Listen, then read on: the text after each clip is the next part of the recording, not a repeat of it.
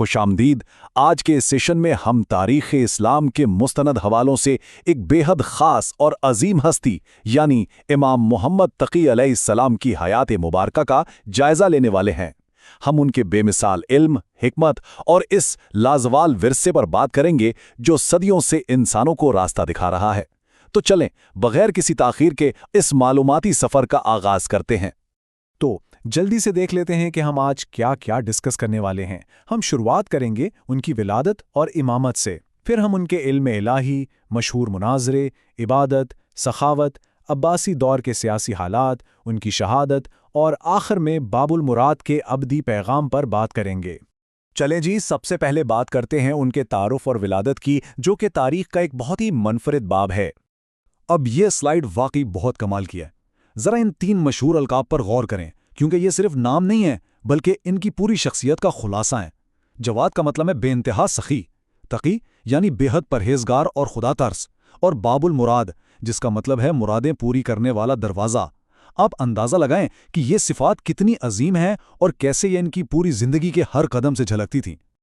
और यहीं पर तारीख़ का एक इंतहाई हैरानकुन मोड़ आता है। इमाम रज़ा अलैहिस्सलाम की शहादत के बाद इमाम मोहम्मद तकी अलैहिस्सलाम ने जिस उम्र में मनसब इमामत संभाला वो गैर मामूली तौर पर कम थी। अब ये कोई आम बात नहीं थी, ये दरअसल इस बात की खुली दलील थी कि इमामत कोई दुनियावी ओहदा नहीं है जो उम्र या तजुर्बे का मोहताज हो, बल्कि ये तो बराह रास्त खुदा की तरफ से अता करदा एक इलाही मनसब है। आगे बढ़ते हैं अपने दूसरे हिस्से की तरफ, जहां हम उनके बचपन, इल्म इलाही और इस मशहूर मुनाजरे का जिक्र करेंगे। अब इससे पहले कि हम मजीद बात करें, ये इल्म इलाही का कॉन्सेप्ट समझना बहुत ज़रूरी है। देखिए, ये वो इल्म नहीं है जो आप किसी दुनियावी मदरसे या किताबों से सीखते हैं, बिल्कुल नहीं। ये बराह रास्त खुदा का अता करदा इल्म है जो इमाम को पैदाइशी तौर पर मिलता है, और यही वजह है कि इतनी कम उम्री के बावजूद इमाम के पास ऐसी हिकमत थी जो बड़े बड़े आलमों की अक्ल को दंग कर देती थी। और इस इल्म इलाही का सबसे ज़बरदस्त और प्रैक्टिकल सबूत वो तारीख़ी मुनाजरा है। ज़रा इस तकाबुल को देखें। बाएं जानिब इस वक्त के चीफ जस्टिस यहिया बिन अक्सम के वो उलझे हुए मुश्किल तरीन फ़िक़ही सवालात हैं जो उन्होंने इमाम को आजमाने के लिए तैयार किए थे, और दाएं जानिब इमाम जवाद अलैहिस्सलाम के वो वाज़े, गहरे और इलाही हिकमत से भरपूर जवाबात हैं जिन्होंने न सिर्फ इन सवालों को सेकंडों में हल कर दिया बल्कि पूरे दरबार को उनकी इल्मी बढ़तरी मानने पर मजबूर कर दिया। वाकई ये एक लाजवाब लम्हा था। तीसरे हिस्से में हम उनकी इबादत, सखावत और उनके अक़वाल ज़रीन के बारे में जानेंगे। देखें, इल्मी कमाल तो अपनी जगह, लेकिन उनकी ज़ाती ज़िंदगी इबादत और तकवा का एक बेहतरीन नमूना था। और सबसे बढ़कर ये कि उनकी सखावत सिर्फ बातों की हद तक नहीं थी। तारीख़ हमें बताती है कि वो अमली तौर पर, जी हाँ, प्रैक्टिकली गरीबों और ज़रूरतमंदों की मदद करते थे। कोई भी साइल उनके दरवाजे से कभी खाली हाथ नहीं लौटता था। तभी तो उन्हें जवाद कहा जाता है, यानी वो जो बेतहाशा अता करें। ज़रा इनके इस खूबसूरत कौले ज़रेब पर नज़र डालें जो स्क्रीन पर है। इसमें खुदा पर तवक्कुल और नेक आमाल पर कितना गहरा जोर दिया गया है। चंद सेकंड के लिए इस हिकमत पर गौर करें। ये सिर्फ तारीख़ के पुराने अल्फाज नहीं हैं। सच्ची बात तो यह है कि आज के शोर व गुल और मसरूफ़ दौर में ये हमारे अपने रूहानी सफ़र के लिए एक बहुत ज़बरदस्त प्रैक्टिकल गाइड है। चौथा हिस्सा, अब हम ज़रा इस दौर की सियासत और अब्बासी हुकूमत के हालात का जायज़ा लेते हैं।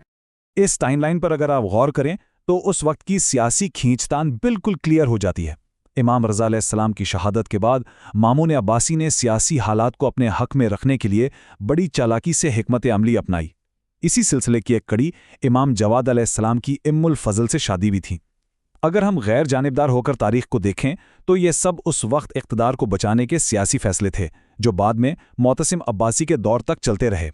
बज़ाहिर ये सब नॉर्मल लग रहा था, लेकिन सच ये है कि अब्बासी हुकूमत अंदर ही अंदर इमाम के तेज़ी से फैलते हुए रूहानी और इल्मी असर रसूख से शदीद खौफज़दा थी।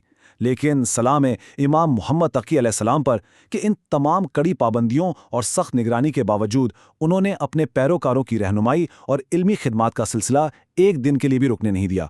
उन्होंने इल्म की शमा को पूरी आबोताब के साथ रोशन रखा। अब आते हैं 5वें हिस्से की तरफ, जो उनकी शहादत और मज़ार मुबारक के हवाले से एक अलमनाक बाब है। तारीख़ के औराक बताते हैं कि मोतसिम अब्बासी के बरसरे इक़्तिदार आने के बाद जुल्म अपनी इंतहा को पहुँच गया। हुकूमत के लिए इमाम का वजूद और उनका बेपनाह एहतराम नाकाबिले बर्दाश्त हो चुका था, اور پھر وہ افسوسناک وقت آیا جب انتہائی کم عمری میں امام محمد تقی علیہ السلام کو شہید کر دیا گیا۔ یہ واقعی تاریخ اسلام کا ایک انتہائی تاریک اور تکلیف دہ دن تھا جب دنیا ظاہری طور پر ایک عظیم سخی ہستی سے محروم ہو گئی۔ لیکن جیسا کہ ہم جانتے ہیں حق کا نور کبھی بجھتا نہیں ہے۔ آج آپ قازمین شریف میں ان کا مزار مبارک دیکھیں۔ یہ عقیدت اور روشنی کا ایک ایسا مرکز ہے جہاں ہر سال لاکھوں کی تعداد میں لوگ آتے ہیں۔ یہ بدو آرام گاہ لوگوں کے لیے امید کی کرن ہے، جہاں آ کر انہیں ایک عجیب سا روحانی سکون اور طمانینت کا احساس ہوتا ہے۔ چھٹا اور آخری حصہ، باب مراد اور ان کا وہ پیغام جو آج بھی زندہ ہے۔ یہاں پہنچ کر ایک بہت ہی زبردست اور غور طلب سوال ذہن میں آتا ہے۔ آخر انہیں پوری دنیا میں باب مراد کیوں کہا جاتا ہے؟ کیا یہ صرف ایک عقیدت کا نام ہے یا اس کے پیچھے کوئی واقعی بڑی روحانی حقیقت کام کر رہی ہے؟ تو اس کا سیدھا اور خوبصورت سا جواب یہ ہے کہ باب مراد کا مطلب ہی مرادیں پوری کرنے والا دروازہ ہے۔ امام محمد تقی علیہ السلام کی وہ سخاوت جو ان کی زندگی میں نظر آتی تھی، وہ آج بھی روحانی سطح پر اسی طرح موجود ہیں۔ وہ آج بھی ان لوگوں کے لیے ایک وسیلہ ہیں جو مشکل وقت میں مدد، شفا یا سکون کی تلاش میں ہوتے ہیں۔ یہ لقب اس بات کا ثبوت ہے کہ ان کی سخاوت وقت اور جگہ کی قید سے بالکل آزاد ہے۔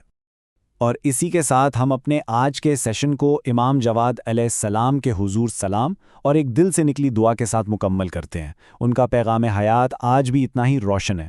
جاتے جاتے بس ایک سوال خود سے ضرور پوچھیے گا کہ ہم آج کے اس ماڈرن معاشرے میں ان جیسی سخاوت، انسان دوستی اور علم کی جستجو کو اپنی عملی زندگی میں کیسے اپنا سکتے ہیں؟ اس گہری سوچ کے ساتھ مجھے اجازت دیجیے۔ اپنا بہت خیال رکھیے گا اور دیکھنے کا بہت بہت شکریہ۔